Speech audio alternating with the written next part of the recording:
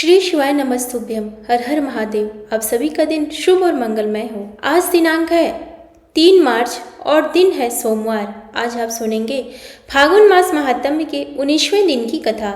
इस कथा में सोमवार व्रत की विधि और महिमा, गंधर्व सेना की रोग निवृत्ति का वर्णन है। महादेव जी कहते हैं, पार्वती कैलाश के उत्तर निषद पर्वत के शिखर पर स्वयं प्रभा नामक एक विशाल पुरी है। उसमें धनवाहन नामक के एक गंधर्व राज रहते थे। उनकी स्त्री बड़ी मनोहर थी।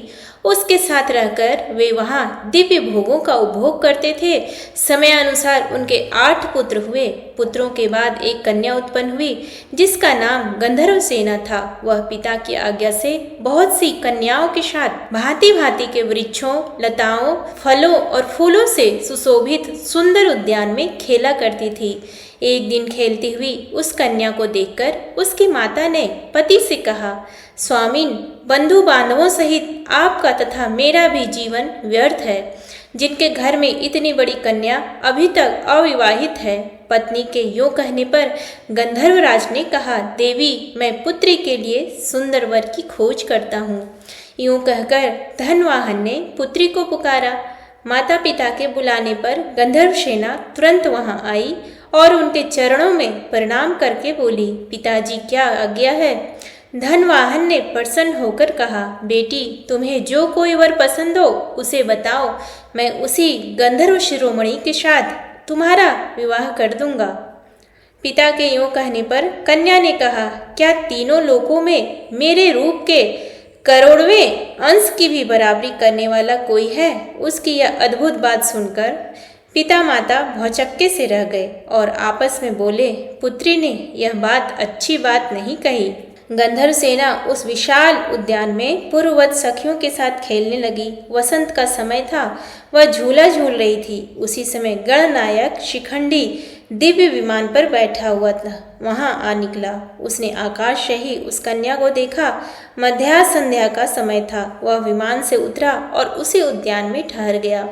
उसी समय उसने गंधर्व कन्या के मुख से यह वचन सुना, संसार में कोई देवता अथवा दानव मेरे रूप के करोड़वें अंश के भी बराबर नहीं है। तब गणनायक ने अहंकार में भरी हुई उस कन्या को शाप दे दिया, तुम रूप के अभिमान में गंधर्वों और देवताओं का तिरस्कार करती हो, अतः तुम्हारे शरीर में कोढ़ हो जाएगी। यह शाप सुनकर वह कन्या भयभीत हो गई और साष्टांग प्रणाम करके दया की भीख मांगने लगी। उसकी विनय से गणनायक को दया आ गई और उसने कहा, यह तुम्हारे गर्व का फल है, इसलिए गर्व कभी नहीं करना चाहिए। हिमालय के वन में गोश्रिंग नाम के एक श्रेष्ठ मुनि रहते हैं, वे तुम्हारा उपकार करेंगे। यूं कहकर गणनायक चला गया। गंधर्व सेना उस सुंदर वन को छोड़कर पिता के समीप आई और कुष्ठ होने का सब कारण कह सुनाया। सुनकर उसके माता पिता शोक से संतप्त हो उठे और पुत्री को साथ ले तुरंत हिमालय पर्वत पर आए। वहां उन्होंने गोश्रिंग ऋषि के आश्रम को देखा। मुनिवर गोश्रिंग आश्रम के भीतर बैठे थे। उनका दर्शन करके स्तुति प्रणाम करके अनंतर वे दोनों गंधर्व दंपत्ति उनके आगे भूमि पर बैठे। मुनि के पूछने पर गंधर्वराज ने कहा, मेरी कन्या का शरीर कुष्ठ रोग से पीड़ित है, जिससे उसकी शांति हो वह उपाय करें। गोश्रिंग जी बोले, भारतवर्ष में समुद्र के समीप सर्वदेव वंदित भगवान सोमनाथ विराजमान है। वहां जाकर मनुष्यों को एक समय भोजन करते हुए सब रोगों के नाश के लिए सोमनाथ की पूजा करनी चाहिए। तुम सोमवार व्रत के द्वारा भगवान शंकर की आराधना करो। योग करने से तुम्हारी पुत्री का रोग नष्ट हो जाएगा। महर्षि का यह वचन सुनकर गंधर्वराज ने वहां जाने का विचार किया और गोश्रिंग मुनि से पूछा, भगवान, सोमवार व्रत कैसे करना चाहिए? किस समय उसका अनुष्ठान उचित है?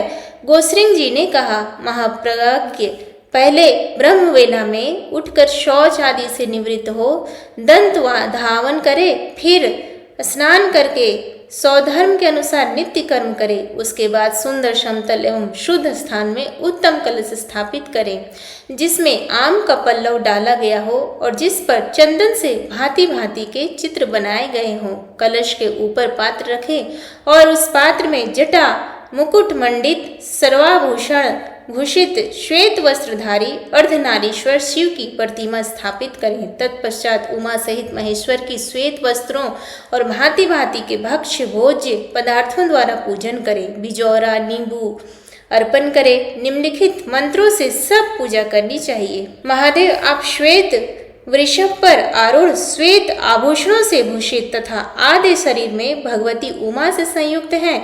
आपके 5 मुख 10 भुजाएं तथा प्रत्येक मुख के साथ 3-3 नेत्र हैं। आपको नमस्कार है। आप सर्व स्वरूप हैं। आपको नमस्कार है। इसी मंत्र से पूजन और स्तुति करके रात्रि में भोजन करें। सोमनाथ महादेव जी का ध्यान करते हुए कुश की चटाई पर सोए। योग करने पर 18 प्रकार के कुष्ठ रोगों का नाश होता है। दूसरे सोमवार को करंज का दंतवन धावन और ज्येष्ठा शक्ति से संयुक्त शिव का कमल के फूलों से पूजन करके विधि पूर्वक मधुर भोजन करें। भगवान को नारंगी चढ़ाएं। शेष सब विधि पूर्वक करें। दूसरे सोमवार को यूं करने से लाख गोदान का फल प्राप्त होता है। तीसरे सोमवार को अपामार की दातुन करके शिव जी का पूजन करें। अनार के फल का भोग लगाएं तथा चमेली के फूलों से पूजा करें। रात में अगुर भोजन करें। उस दिन सिद्धि नामक शक्ति के साथ शिव जी की पूजा करनी चाहिए। चौथे सोमवार को गुलर की दातुन करने का विधान है। उस दिन सोम सहित गौरीपति की पूजा करनी चाहिए। नारियल का फल चढ़ाएं और दौने के पत्ते से पूजा करें। रात में चीनी खाएं और जागरण करें। 5वें सोमवार को विभूति सहित गणेश्वर की कुंद के फूलों से पूजा करें। पीपल की दातुन करें और मुनक्का के साथ अर्घ्य दें। रात को मौक्तिक तंदुल सफेद मक्का भोजन करें। यूं करने से अश्वमेघ यज्ञ का फल प्राप्त होता है। छठे सोमवार को भद्रा सहित स्वरूप नामक शिव का पूजन करें। चमेली की दातुन करें और धतूरे के फल से अर्घ्य दें। उस दिन बेला के फूलों से परम भक्ति पूर्वक पूजा करनी चाहिए। रात में कपूर भोजन करें। 7वें सोमवार को बेला की दातुन करें और दीप्ता शक्ति के साथ सर्वज्ञ शिव की पूजा करें। जंभीरी नींबू का फल अर्पण करें और चमेली के फूलों से पूजा करें। रात को लौंग खाएं। यूं करने से अनंत फल की प्राप्ति होती है। 8वें सोमवार को केले के फल और मरुआ के फूलों से अमोघा शक्ति सहित जगदीश्वर शिव का पूजन करें। रात में दूध पिए। इससे अग्निष्टोम यज्ञ का फल प्राप्त होता है। करोड़ बार गंगा स्नान करने से और सूर्य ग्रहण के समय कुरुक्षेत्र में वेद वेत्ता ब्राह्मण को 10,000 स्वर्ण मुद्रा दान करने से जिस फल की प्राप्ति होती है वही सोमवार व्रत करने पर कोटि गुणा होकर मिलता है। 9वां सोमवार प्राप्त होने पर व्रत का उद्यापन करें। ध्वजा पताकाओं से सुशोभित गोल मंडप और कुंड बनाएं। 4 दरवाजे बनाकर मंडप के मध्य में चौकोर वेदी का निर्माण करें। उस पर मंडल बनाकर बीच में कमल बनाएं। 8 दिशाओं में पृथक पृथक सुवर्ण सहित कलश स्थापित करके पूर्व से लेकर वामादि शक्तियों की भी स्थापना करें। कर्णिका में परम प्रकाश में श्री सोमनाथ जी को विराजमान करें। सोमनाथ जी की स्वर्णमयी प्रतिमा मनोमती नामक शक्ति के सहित स्वर्ण सैया पर स्थापित करनी चाहिए। स्वर्ण अथवा रजत आदि के पात्र को शहद से भरकर उसे स्वर्ण सैया पर आच्छादित करके रख दे और उसी पर शिव प्रतिमा का पूजन करें।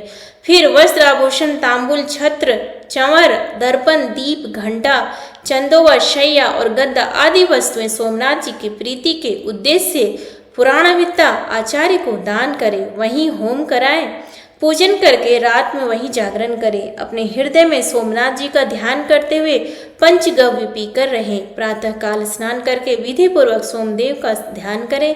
तत्पश्चात दूध और खांड आदि से बने हुए अनेक प्रकार के भक्ष्य भोजन पदार्थों द्वारा 9 ब्राह्मणों को भक्ति पूर्वक भोजन कराएं। 2 वस्त्र और 1 गोदान करके विसर्जन करें।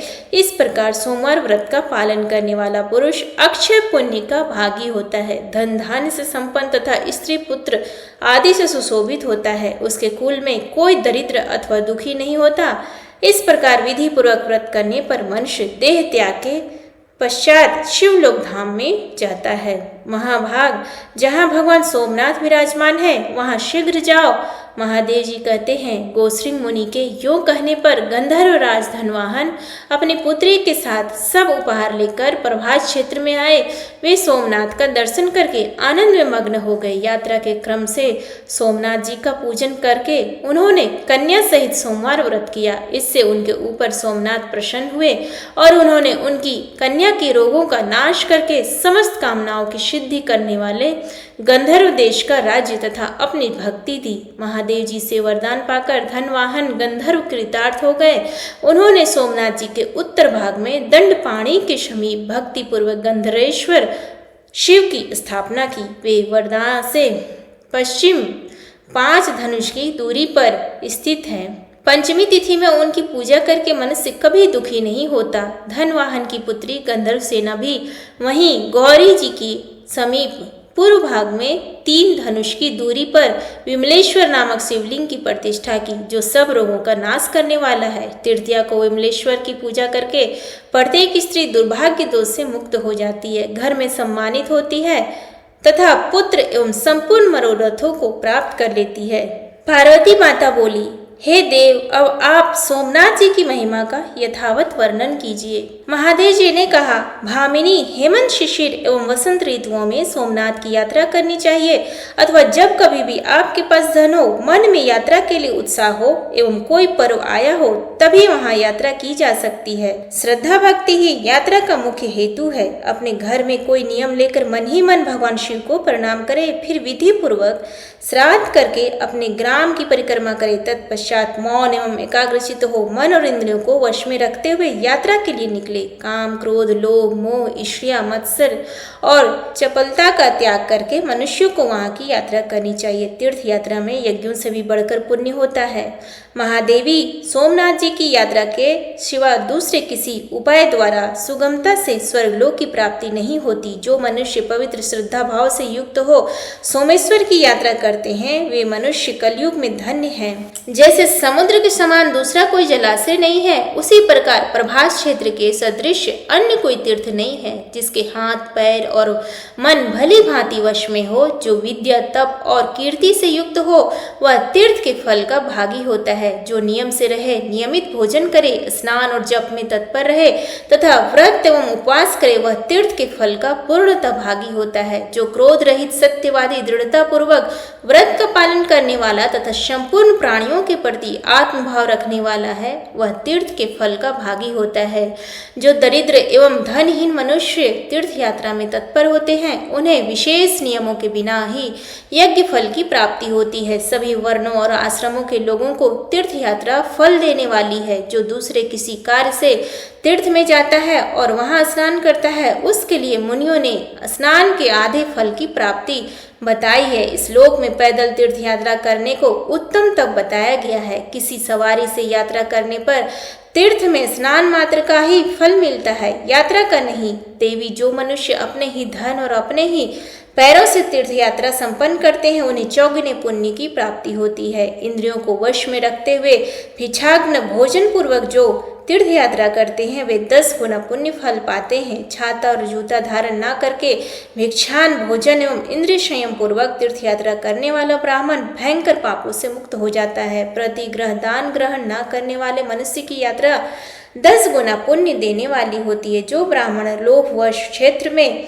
दान की रुचि रखता है, उस दूषित हृदय वाले के लिए ना तो यह लोक सुखद होता है, न परलोक ही। यदि शूद्र ब्राह्मण का वेश धारण करके तीर्थ में दान ग्रहण करता है, तो वह तत्काल तृण और काष्ठ के समान भस्म हो जाता है और नरक में गिरता है। अतः औरों की तो बात ही क्या है, ब्राह्मणों को भी थोड़ा भी प्रतिग्रह नहीं स्वीकार करना चाहिए। तीर्थ 2 प्रकार के होते हैं, कृत और अकृत। जो स्वकीय भाव से युक्त हैं, अर्थात जो अपने ही धन एवं पैरों से यात्रा करता और अपने हृदय में उत्तम भाव रखता है, वही इन दोनों प्रकार के तीर्थों का संपूर्ण फल पाता है। जो मनुष्य दूसरे के अन्न से जीविका चलाते हुए यात्रा करता है, वह उस तीर्थ यात्रा के संपूर्ण फल का 16वां भाग पाता है। असमर्थ, अंध, पुंगु तथा यायावर जो दूसरों से अन्न लेने के लिए विवश है, उनका प्रतिग्रह दोष रहित माना जाता है। जो तीर्थ सेवी मनुष्य ब्राह्मणों को स्नान की सुविधा, व्यय आदि तथा खान पान आदि देता है, वह तीर्थ जनित संपूर्ण फल को पाता है। इष्ट देव, गुरु तथा माता पिता को स्वेच्छानुसार पुण्य प्रदान करने वाला पुरुष 8 गुने फल का भागी होता है। स्नान, दान, तप, होम, स्वाध्याय, देव पूजा आदि पुण्य कर्म का ही सर्वत्र दान होता है, पाप कर्म का नहीं। तीर्थ में जाकर पिता, माता, भाई, सुहृद तथा गुरु जिसके उद्देश्य से भी मनुष्य गोता लगाता है, वह उस तीर्थ स्नान के पुण्य का द्वादशांश प्राप्त कर लेता है। अतः वेद के बल का भरोसा करके प्रतिग्रह दान लेने में रुचि न रखे। वेद बेचने वाले पुरुष का स्पर्श कर लेने पर स्नान करने का ही विधान है। राजा के दरबार में तथा विशेषतः तीर्थ और महातीर्थ में रहने वाले विद्वान को वेद विक्रय कदापि नहीं करना चाहिए। जो तीर्थ सेवी ब्राह्मण देने पर भी दान न ले, वही वास्तव में तीर्थकर्ता और अपने पूर्वजों की भी पवित्र कर देता है। अन्यत्र किया हुआ पाप तीर्थ में क्षण हो जाता है, परंतु तीर्थ में किया गया पाप अन्य स्थानों में कभी नष्ट नहीं होता है। तीर्थ सेवन करने वाले जो ब्राह्मण अत्यंत क्लेशग्रस्त होने पर भी किसी से दान नहीं लेता, सत्य बोलता और चित्त वृत्तियों को रोककर ध्यानस्थ रहता है, उसी के लिए तीर्थ उपकारक होता है। सतयुग में पुष्कर, त्रेता में नैमिषारण्य, द्वापर में कुरुक्षेत्र तथा कलयुग में प्रभास क्षेत्र मुख्य माना गया है। एक मनुष्य सहस्त्र युगों तक एक पैर से खड़ा होकर तपस्या करता है और दूसरा केवल प्रभास तीर्थ की यात्रा करता है। दोनों का फल समान है। प्रभास तीर्थ में पहुंचकर मनुष्य सवारी छोड़ दे और अपने ही चरणों से पैदल चले, नाचते, हंसते, गाते और कीर्तन करते हुए सोमेश्वर देव के समीप जाए। वहां सबसे पहले जटाजूटधारी भगवान शिव का दर्शन करे। सोमनाथ के सम्मुख स्थित हुए उस पुरुष को देखकर पितर सदैव संतुष्ट होते हैं। पितामह हर्ष ध्वनि करते हैं और कहते हैं, हमारे वंश का सुपुत्र हमें तारने के लिए प्रस्थित हुआ है। सोमनाथ जी के समीप जाकर पहले छौर कराएं, तीर्थ में उपवास करें। गंगा के समान कोई तीर्थ नहीं है, कृष्ण के समान दूसरी गति नहीं है, गायत्री के सदृश दूसरा जपनीय मंत्र नहीं है, व्याहृति होम के समान होम नहीं है, जल के भीतर अघमर्षण जप के समान दूसरा कोई पापनाशक कर्म नहीं है, तथा तीर्थ में उपवास करने से बढ़कर और कोई ऐसा उपाय नहीं है जो पापियों के सब पापों को शांत करने वाला तथा सत्पुरुषों को उनके अभिष्ट मनोरथों को देने वाला हो। देवस्थान में उपवास करने का विशेष विधान है। उपवास ही ब्राह्मण का श्रेष्ठ तप बताया गया है। छठे समय भोजन करना शूद्रों के लिए महान तप है। वर्ण संकरों के लिए एक दिन का उपवास ही श्रेष्ठ तप है। यदि शूद्र छठे काल से उपवास करे, अर्थात वह 3 दिन से अधिक समय तक बिना भोजन किए तप करता रहे, तो राष्ट्र की हानि होती है तथा राजा के लिए महान उपद्रव प्राप्त होता है। शूद्रों को चाहिए कि वह कुशा ना उखाड़े, कपिला गौ का दूध ना पिए, पीपल के पत्ते पर भोजन ना करे, ओमकार का उच्चारण ना करे, यज्ञ का पुरोडाश ना खाए, यज्ञोपवीत ना पहने और वेद ना पढ़े। शूद्र के कर्म केवल देवता आदि को नमस्कार करने मात्र से सिद्ध हो जाते हैं। मंत्र युक्त प्रार्थना की आवश्यकता नहीं रहती। शूद्र के लिए जिन कर्मों का निषेध किया गया है, उन्हें यदि वह करता है तो वह अपने पितरों के साथ नरक में डूबता है। जिसने अपनी 11 इंद्रियों को वश में कर लिया है, वही तीर्थ का फल पाता है। दूसरे अजितेंद्रिय मनुष्य केवल क्लेश के भागी होते। जो मानव तीर्थ में पितरों का श्राद्ध और स्नान करता है तथा सब प्राणियों के हित में संलग्न रहता है, वह तीर्थ के पूर्ण फल को पाता है। जो पाखंडी, लोभी और पर स्त्री परायण होकर तीर्थ यात्रा करता है, वह केवल पाप का भागी होता है। महादेवी यूं जानकर मनुष्य विधि पूर्वक तीर्थ यात्रा करे। पहले तीर्थ में उपवास करके श्रद्धा युक्त हो, दृढ़ता पूर्वक उत्तम व्रत का पालन करे, उसके बाद वहां भोजन करे। ब्राह्मण को उस दिन कहीं भी पराया अन्न नहीं खाना चाहिए। भोजन देने वाले को 100 गुना पुण्य फल मिलता है। अतः व्रती तीर्थ यात्री एवं विशेषतः विधवा को चाहिए कि वह तीर्थ में उपवास करे और यथासंभव दूसरे को अन्न दे। पराया अन्न भोजन करने पर जिसका अन्न खाया जाता है, उसी को पुण्य फल प्राप्त होता है। अब मैं विधवा स्त्री के लिए तीर्थ यात्रा की विधि बतलाता हूँ। विधवा को उचित है कि वह रोली, चंदन, पान, पुष्पमाला, रंगीन वस्त्र, शैया आदि बिछावन, अशिष्ट मनुष्यों से वार्तालाप, दोबारा भोजन, पुरुष की ओर देखना और हंसना छोड़ दे, जोर जोर से बोलना, जूते पहनना, नृत्य और गीत को त्याग दे, केस कर रखना आंखों में काजल लगाना, उपटन लगवाना, उल्टा स्त्रियों से बात करना और पंडिताई दिखाना छोड़ दे। यति, ब्रह्मचारी और विधवा ये नित्य स्नान और श्वेत वस्त्र धारण करें। सत्ययुग में तप उत्तम है, त्रेता में ध्यान, द्वापर में यज्ञ और कलयुग में केवल दान श्रेष्ठ धर्म है। मुनि लोग प्रभास में पहुंचकर चंद्रायण आदि तप करते हैं और दूसरे लोग कलयुग में प्रभास क्षेत्र में जाकर ब्राह्मणों को विधि पूर्वक दान देते हैं, किंतु वे उस दान से ही तपस्या का फल पा लेते हैं। धान्य, रत्न, गुड़, सुवर्ण, तिल, रुई, शक्कर, घी, नमक और चांदी ये 10 पर्वत कहे गए हैं। वस्तुओं पर्वत का दान करना चाहिए। गुड़, घी, इन वस्तुओं के पर्वत ढेरी का दान करना चाहिए। गुड़, घी, दही, मधु, जल, रुई, तिल, कंबल, रत्न तथा नमक ये 10 प्रकार की वस्तुएं धेनु मानी गई है। इनकी धेनु का दान किया जाता है। इन दानों में से कोई न कोई एक दान विभिन्न तीर्थों में अवश्य करना चाहिए। महादेवी सरस्वती समुद्र संगम में विद्वान ब्राह्मण के लिए गृह, जिस तीर्थ में शिवलिंग तथा निर्मल जल वाला जलाशय हो वहां पहले अग्निहोत्र करके विशिष्ट दान देना चाहिए। प्रत्येक तीर्थ में देवताओं और पितरों का तर्पण, श्राद्ध, दक्षिणा सहित दान तथा गोदान करना चाहिए। यह आवश्यक विधि है। देवताओं को स्नान कराकर चंदन लगाए और उनकी पूजा करे। पृथ्वी का भी भक्ति पूर्वक पूजन और लेपन करे। देव मंदिर में चूना लगाकर उसे सफेद करे। यदि मंदिर पुराना हो गया हो तो उसका जीर्णोद्धार करे। देव सेवा के लिए फुलवाड़ी लगाए, निर्मल जल का कुआं बनवाए तथा वन उपवन का निर्माण कराए। ब्राह्मणों को प्रचुर दान दे और देव पूजन करे। सर्वत्र देव यात्रा के लिए यह विधि नियत की गई है। प्रसिद्ध तीर्थ में महादान और मध्य में मध्या श्रेणी का दान करे। गोदान तो सभी तीर्थों में करने योग्य है। इस प्रकार भक्ति पूर्वक दान करके मनुष्य अपने जन्म का फल पा लेता है। पार्वती जी ने पूछा, प्रभु, जो मनुष्य प्रभास क्षेत्र में आकर भी भक्ति, दान, स्नान और मंत्र से विहीन है उन्हें क्या फल मिलता है यह बताएं। महादेव जी ने कहा, हे देवी, धनी हो या निर्धन, मंत्रज्ञ हो या मंत्र रहित, जो प्रभास में मृत्यु को प्राप्त होते हैं वे सभी शिवलोक को जाते हैं। प्रिय, जो मंत्रहीन और निर्धन मनुष्य वहां देह त्याग करते हैं उन्हें मैं एक बड़ा भारी विमान देता हूँ। वे स्नान दान के अनुरूप परम पद को प्राप्त होते हैं।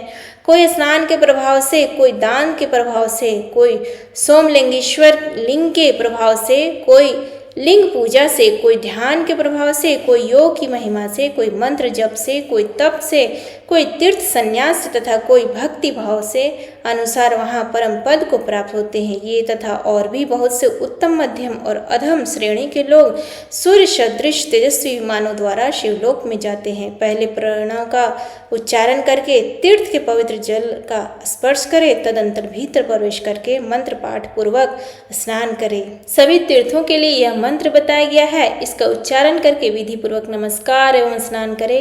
उस दिन उपवास भी करे। वर्ष में एक बार उस तिथि पर अवश्य उपवास करना चाहिए। तो ये आज की कथा। आगे का वृत्तांत सुनने के लिए हमारे YouTube चैनल पे बने रहें। धन्यवाद।